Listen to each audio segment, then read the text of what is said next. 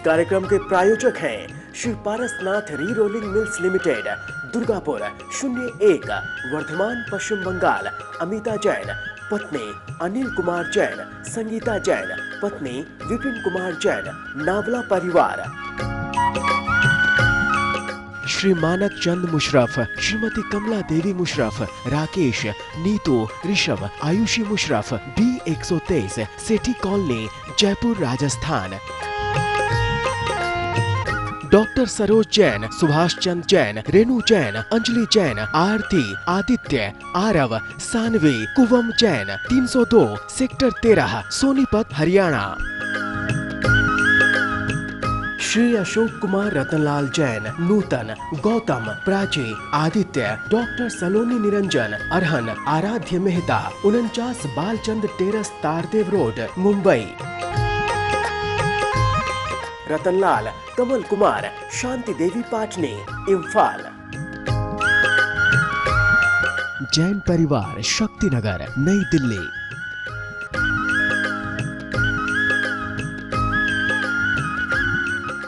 मोक्षमार्गस्य नेतारं वेत्तारं कर्मभोगतां ज्ञातारं विश्वतत्त्वानां वन्दे तद्गुणलब्धये।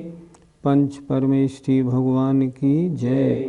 संत शिरोमणि आचार्य विद्यासागर जी महाराज की जय। छठा अध्याय है, आश्रव का प्रकरण है। आश्रव हेय है, अतः हमें आश्रवों से बचना है। अभी तक क्या क्या चर्चा हो गई कि सभी जीवों का आश्रव एक सा नहीं होता, उनमें तीव्र मंद, ज्ञात अज्ञात भाव और अधिकरण विशेष और वीर विशेष से उनमें अंतर पड़ता है। उसके बाद आचार्य ने जीवाधिकरण, जीव के परिणामों के निमित्त से और अजीव पदार्थों के आधार से जो आश्रव होते हैं उनकी चर्चा की। अब आज से प्रसंग शुरू हो रहा है, जो 8 कर्म हैं उनके आश्रव के कारण क्या हैं। तो सबसे पहले, क्योंकि आश्रव का प्रकरण है, पहले ज्ञानावरणीय कर्म के जो आश्रव हैं उनकी चर्चा इस सूत्र में हो रही है। देखते हैं। तत्प्रदोष निन्नव मात्सर्यांतराया साधनोपघाता ज्ञान दर्शना वर्णयोः। तत्प्रदोष निन्नव मात्सर्यांतराया साधनोपघाता ज्ञान दर्शना वर्णयोः। फिर बोलिए। तत्प्रदोष निन्नव मात्सर्यांतराया साधनोपघाता ज्ञान दर्शना वर्णयोः। तत् वह आश्रव, प्रदोष, निन्नव, मात्सर्य, अंतराय, आसाधन और उपघात से होता है। किनका? ज्ञानावरण और दर्शनावरण, इन दोनों का। सूत्र बिल्कुल स्पष्ट है, सूत्र से हम चल रहे हैं। तत् माने वह आश्रव, प्रदोष, निन्नव, मात्सर्य, अंतराय, आसाधन और उपघात से होता है। किनका? अगर ज्ञान के संबंध में ये 6 हों तो ज्ञानावरण कर्म का, दर्शन के संबंध में हो तो दर्शनावरण कर्म का आश्रम होता है। आइए इन शब्दों को समझते हैं, इनको समझना बहुत ज़रूरी है। कुछ लोग क्या कहते हैं वर्तमान में, हमें शास्त्र समझ में नहीं आते, हमें धर्म की पढ़ाई समझ में नहीं आती, महाराज का प्रवचन सुनते तो हैं पर दिमाग में उतरता नहीं। कारण ये ज्ञानावरणीय कर्म का क्षयोपशम नहीं है, तीव्र उदय है। हमने ऐसे कौन से काम किए हैं जिनसे ज्ञानावरणीय कर्म बंधा है? तो यहाँ बताया जा रहा है ज्ञानावरणीय कर्म के और दर्शनावरणीय कर्म के आश्रव के क्या कारण हैं। एक एक शब्द को समझेंगे। सबसे पहला शब्द आया प्रदोष। कोई सच्चे ज्ञान की बात करे और मन ही मन सुहाना नहीं, अच्छा नहीं लगना, इसका नाम है प्रदोष। कोई प्रवचन कर रहा है, कोई भाषण दे रहा है, सही बोल रहा है, अपने क्लास का स्टूडेंट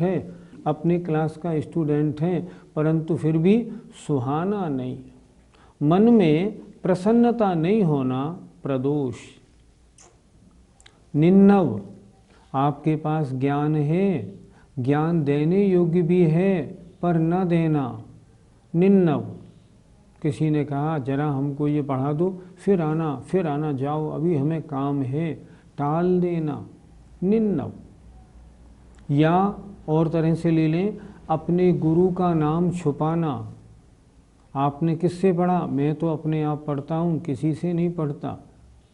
ये करते हैं तो भी निन्नव होता है।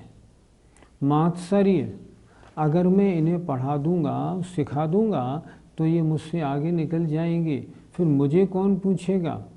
इस तरह चित्त में मात्सर्य माने ईर्ष्या, जलन का भाव रख के किसी को ज्ञान न देना। अंतराय, ज्ञान के साधनों में विघ्न डालना, किसी की पुस्तक छिपा देना, फाड़ देना, जला देना, ज्ञान पाठशालाओं को बंद करवाने की कोशिश करना, स्वाध्याय हो रहा हो ऐसी कोशिश करना जो स्वाध्याय की परंपरा बंद हो जाए। धर्म का शिक्षण शिविर लगने जा रहा था, ऐसा काम कर देना जो शिविर ना लगे, आदि धार्मिक कार्यों में, ज्ञान के कार्यों में अंतराय डालना। अंतराय माने विघ्न डालना। आसादन, सच्चे ज्ञान का अनादर करना। होना चाहिए आदर, पर अनादर करना आसादन।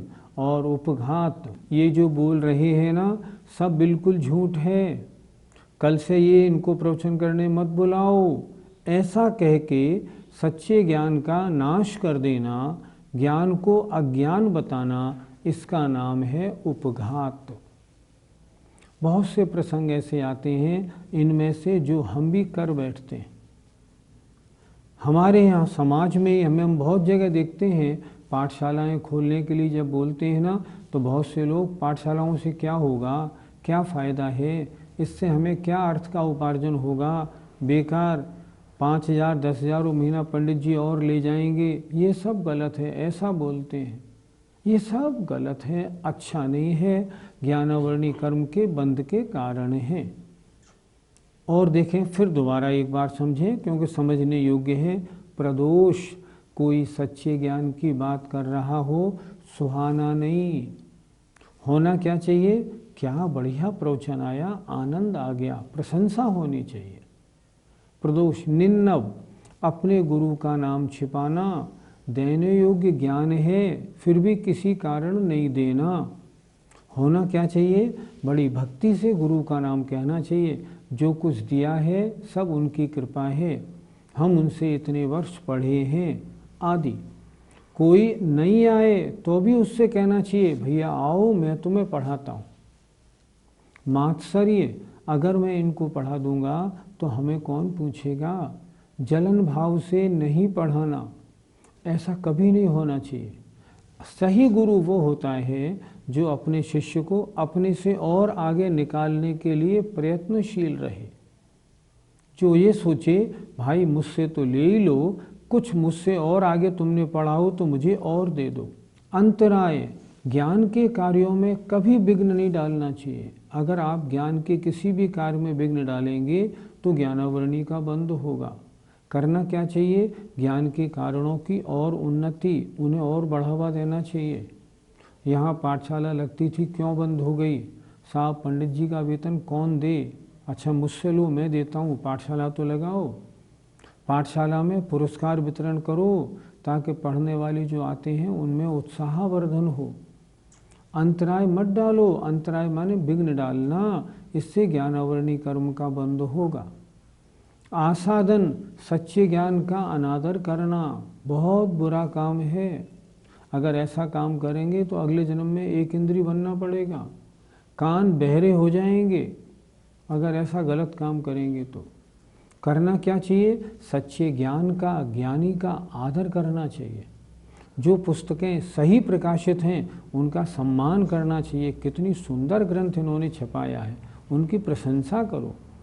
और उपघात, ज्ञान को अज्ञान बताकर उसका नाश कर देना, उनके प्रवचन बंद करा देना, ऐसा करना उपघात नाम का दोष है, ज्ञानावरणी कर्म का दोष है। कभी ऐसा नहीं करे। सच्चे ज्ञान को सच्चा ज्ञान बताए। ज्ञानावरणी कर्म के और भी बहुत से आश्रव के कारण हैं, जैसे आचार्य उपाध्याय जो आपके पढ़ाने वाले हैं उनकी आज्ञा के अनुसार नहीं चलना, अर्थ का अनर्थ कर देना, शुद्ध उच्चारण नहीं करना, ज्ञान के अध्ययन में आलस्य करना, किसी को पढ़ाते समय अर्थ का अनर्थ कर देना, प्रकाशन में ओरिजिनल प्रकाशन कुछ है उसका कुछ कर देना, या उसका भावार्थ अपनी मन मर्जी से लिख के सामने वाले के अभिप्राय को दूषित कर देना, ये सब ज्ञानावरणी कर्म के आश्रव के कारण हैं। और भी कारण लिखे हैं, ध्यान से सुने। आचार्य श्री का प्रवचन हो रहा हो, आपस में बातें नहीं करना। अगर आपस में बात करते हैं ना तो ज्ञानावरणी कर्म का आश्रव होता है। और सुनिए, आपने कहीं अपना ज्ञान दिया, ज्ञान देके पैसा लेने का भाव रखना, ये भी गलत है। शास्त्रों की बिक्री से आजीविका पैसा कमाना, इसको आचार्यों ने बहुत बुरा लिखा है। शास्त्रों की बिक्री करके जो लोग करोड़पति लखपति हो रहे हैं, ये सब बिल्कुल गलत है। इसे आचार्यों ने स्पष्ट लिखा है, ज्ञानावरणी कर्म के आश्रव के कारण हैं। अतः इन सब से अपने को बचना चाहिए। ज्ञान के अध्ययन में आलस्य नहीं करना चाहिए। आपके घर में जिनवाणी रखी है सामने, उसकी ओर पैर करके सोना ज्ञानावरणी कर्म के आश्रव का कारण है। आपने अपनी अलमारी में जिनवाणी रखी है, नीचे के खाने में जिनवाणी रखना, ऊपर अपना सारा सामान रखना, ये ज्ञानावरणी कर्म के आश्रव का कारण है। ऐसा नहीं होना चाहिए। जिनवाणी को आदर सम्मान के साथ सही स्थान पर रखना। अकाल में अध्ययन करना, जैसे महाराज के प्रवचन का समय है उस समय स्वाध्याय करने बैठ जाना, ये स्वाध्याय का काल नहीं, ये सामायिक का काल है, उसमें स्वाध्याय करना। अकाल में अध्ययन करना, ये भी ज्ञानावरणी कर्म के बंध का कारण है। इसी प्रकार ज्ञान में, ज्ञान के अर्जन में, ज्ञान के प्रचार प्रसार में अगर आप बाधा डालते हैं तो ज्ञानावरणी कर्म का आश्रव होता है। इस सूत्र में अंत में क्या लिखा? ज्ञान दर्शनावरणयोः। ज्ञानावरणी कर्म के बारे में अगर ये किए जाएं तो ज्ञानावरणी कर्म का आश्रव, और दर्शन के मामले में किए जाएं तो दर्शनावरणी कर्म का आश्रव होता है। दर्शन के मामले में कैसे लगाएंगे? देखें, प्रदोष, कोई आचार्य श्री के दर्शन करके आया हो और सुना रहा हो मैं ऐसे दर्शन करके आया, सुहाना नहीं। प्रदोष, निन्नव, कोई आपसे पूछ रहा है आचार्य श्री आजकल कहाँ हैं, हमें बता दो, हमें जाना है, फिर आना, अभी नहीं बताते, नहीं बताना, ये भी गलत है। दर्शनों में विघ्न डालना, मात्सर्य, अगर ये आचार्य श्री के पास जाने लगेंगे फिर हमें कौन पूछेगा? आज तो हमेशा हमारे गांव, हमारे शहर में आचार्य श्री केवल हमको जानते हैं, ये जाने लगे तो फिर क्या होगा? ये दर्शन के संबंध में मात्सर्य है। किसी ने पूछा हम आचार्य श्री के दर्शन करने जाना चाहते हैं, तो वहाँ मत जाना, वहाँ ठहरने की जगह नहीं मिलती। 10 लक्षण पर्व में तुम जाओगे वहाँ बड़ी भीड़ होती है।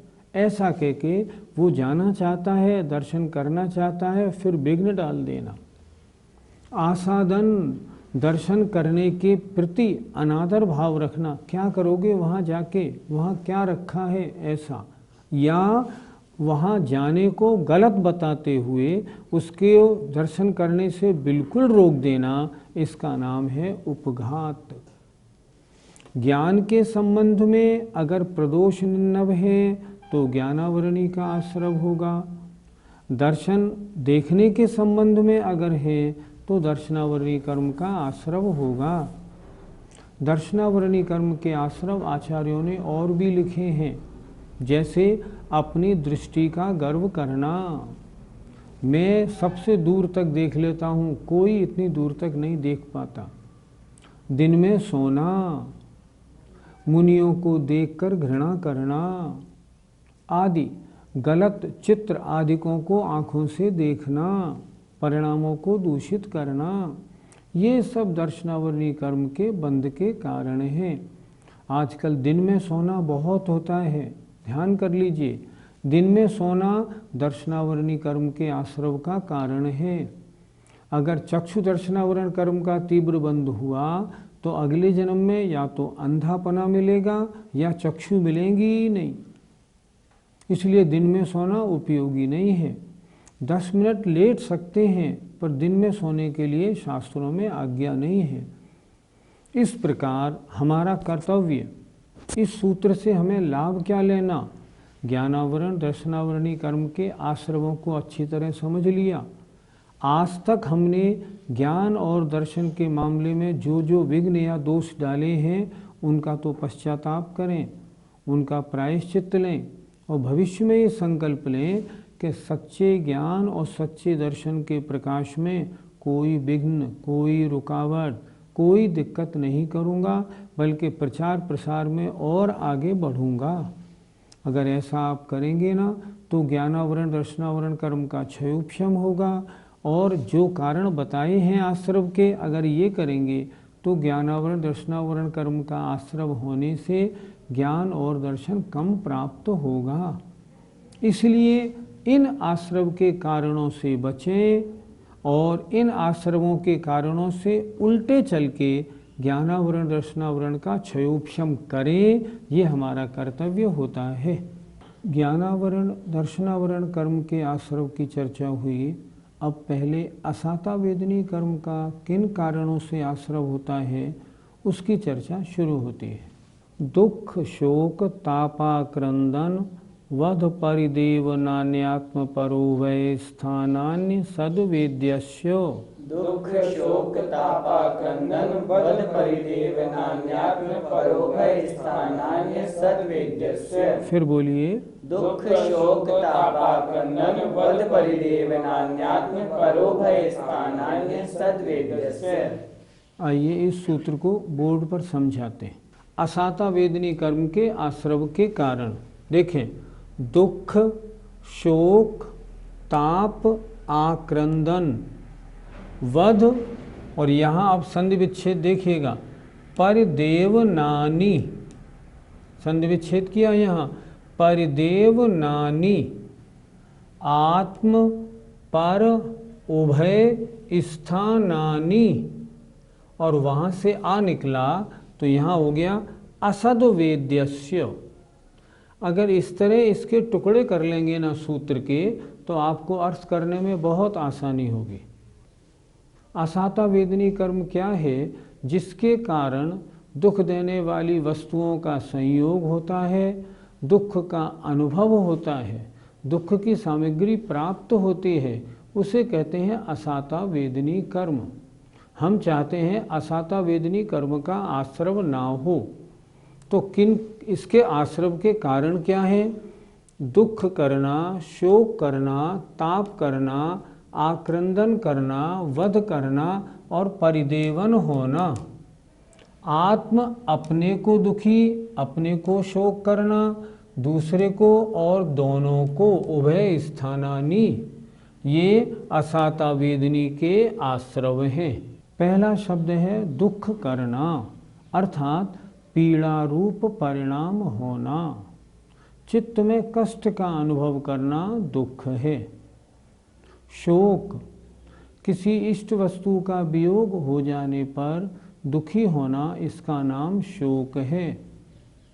ताप, कुछ हो जाने पर अब ऐसा हो गया, अब मैं तो मुंह दिखाने लायक भी न रहा, अब क्या होगा, ऐसा मन में संताप करना, ये है ताप। आक्रंदन, जोर जोर से रोना।